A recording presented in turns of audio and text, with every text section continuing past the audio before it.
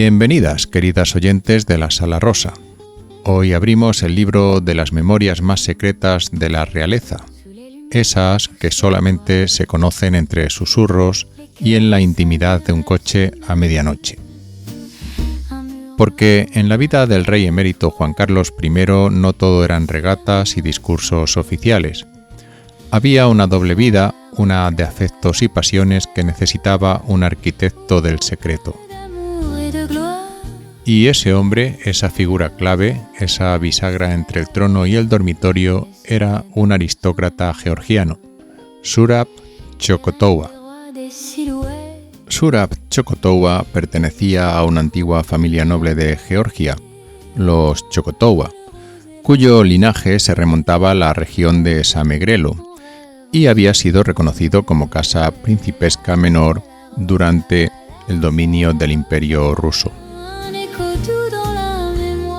Tras la revolución bolchevique, los Chokotouba, como tantas familias de la aristocracia caucásica, se dispersaron por Europa y América, conservando los títulos más como herencia moral que como realidad jurídica.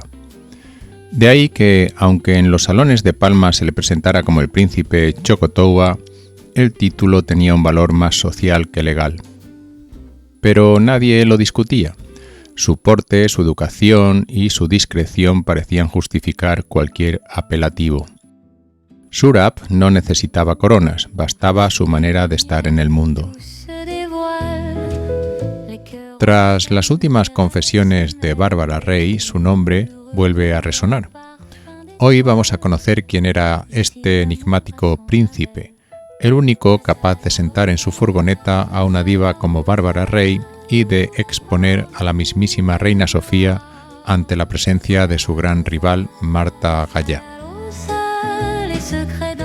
Hoy, en la Sala Rosa, volvemos a revivir la época dorada de las amantes del rey.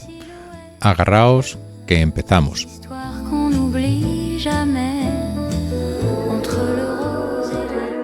El nombre de Zurab Chokotouba, el aristócrata georgiano y amigo íntimo de Juan Carlos I, vuelve a sonar con fuerza tras las recientes declaraciones de Bárbara Rey en televisión.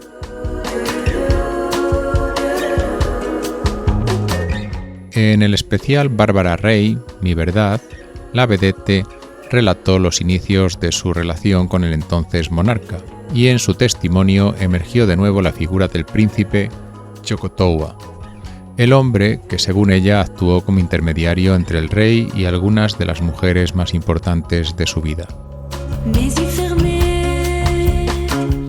Bárbara Rey situó el origen de su relación con Juan Carlos I en la primavera de 1977. Durante un mes mantuvieron contacto telefónico hasta que el rey propuso un encuentro personal.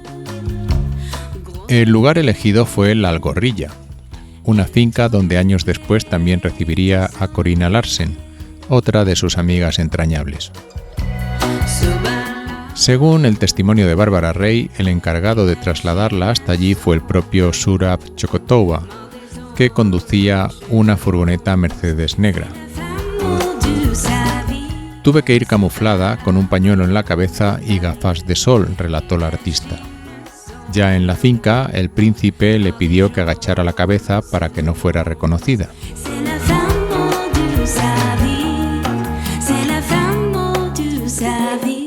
Chokotouba, que hasta su fallecimiento en 2019 fue uno de los amigos más fieles del rey emérito, aparece así como la figura discreta que facilitó aquel primer encuentro entre el monarca y la vedette. Es importante recordar que Bárbara Rey, en 1977, no era solo una vedette, era un ícono sexual y de la transición, una de las mujeres más fotografiadas de España, y de la noche a la mañana tuvo que convertirse en una figura de las sombras, escondida en una furgoneta. Ella misma ha insistido en que si bien el príncipe Chokotouba era el hombre que le facilitaba el acceso al rey, él también representaba el código de silencio, el secretismo absoluto que debía rodear esa relación. El príncipe no solo la llevaba, era el encargado de recordarle constantemente el precio altísimo de la discreción que le exigía la Casa Real. un código que ella años después diría que era un trato injusto. Pero su papel no se limitó a Bárbara Rey. Según diversas fuentes, Zurab Chocotova también intervino años más tarde en el acercamiento entre Juan Carlos I y Marta Gallá, la decoradora mallorquina con quien el rey mantuvo una relación prolongada y secreta. Chocotova y su esposa, Marieta Salas, formaban parte de los círculos más exclusivos de la alta sociedad mallorquina, a los que también pertenecía Marta Gallá. Su amistad con el rey y su papel de anfitrión en fiestas y eventos de la élite local convirtieron al príncipe en una bisagra entre la vida oficial y la sentimental del monarca. Un episodio recordado tuvo lugar en 1990, durante una cena en el Club de Mar de Palma, ofrecida en honor de Karim Aga Khan y Alberto de Mónaco. Juan Carlos I presidía el acto junto a la reina Sofía, cuando Chocotova, su esposa, el escritor José Luis de Vilallonga y Marta Gallá llegaron tarde. Lejos de molestarse, el rey se levantó para saludarlos efusivamente, un gesto que provocó el malestar visible de doña Sofía. Pero ese gesto en Palma no fue un simple saludo. Para doña Sofía fue una humillación pública en un acto oficial. Cuentan los cronistas que la reina no solo sintió ese malestar visible del que hablamos, sino que en privado llegó a calificar a Marta Gallá como la persona que más daño le había hecho en su matrimonio. Chocotova, al llevarla allí, la exponía a la luz. Este papel de bisagra del príncipe georgiano no era solo discreción, a veces era una audacia que rozaba el desafío de la propia corona. Este papel de bisagra del príncipe georgiano no era solo discreción, a veces era una audacia que rozaba el desafío a la propia corona, demostrando su increíble cercanía y protección sobre los afectos del rey.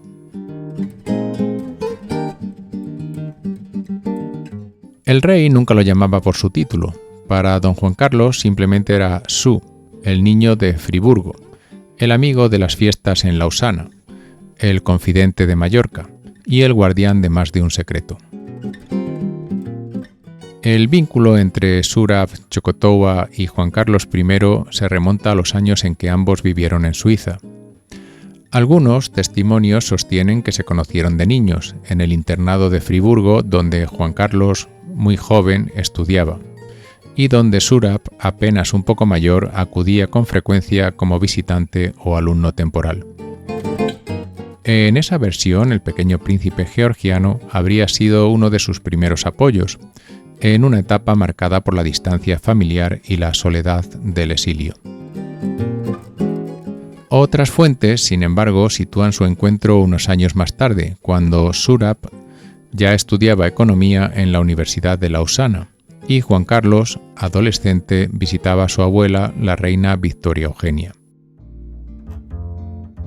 En ese ambiente cosmopolita y elegante, entre cenas, fiestas y amistades compartidas, ambos forjaron una relación de confianza que se prolongaría durante toda la vida.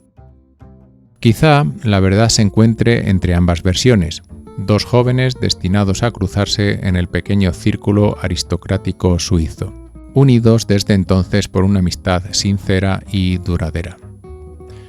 El príncipe georgiano que conoció al rey niño lo acompañó en su juventud y fue testigo de sus pasiones adultas.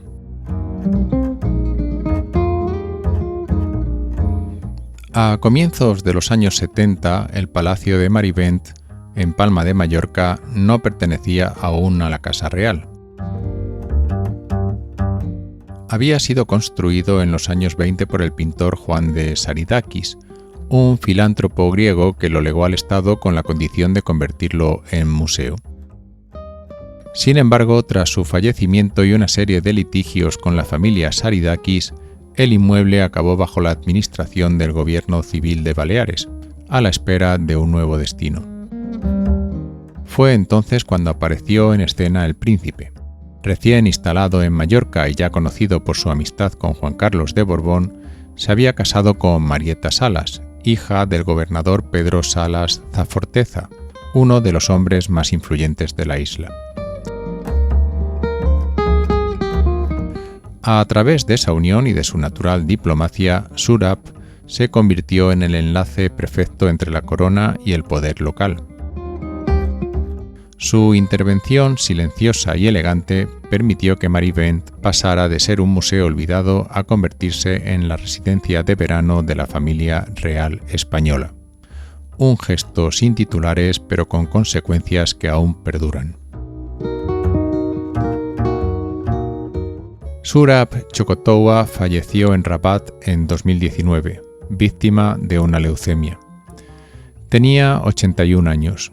Con él desapareció una figura clave del entorno íntimo del rey Juan Carlos, un hombre elegante, reservado y leal, cuya vida osciló entre la aristocracia europea, los negocios internacionales y los secretos de la corona española. Y ahí lo tienen, queridas amigas. Con la muerte de Surab Chocotowa en 2019 desapareció no solo un amigo, sino una biblioteca entera de secretos que solo él, el confidente de la infancia, podía conocer. Surab Chocotowa, el príncipe georgiano que conoció al rey niño, lo acompañó en su juventud y fue testigo y guardián de sus pasiones adultas. Gracias por acompañarnos un día más en la Sala Rosa. El próximo día seguiremos desgranando las intrigas del corazón. Un beso enorme y hasta entonces. Ah, y lo olvidaba, aquí les dejo también una canción.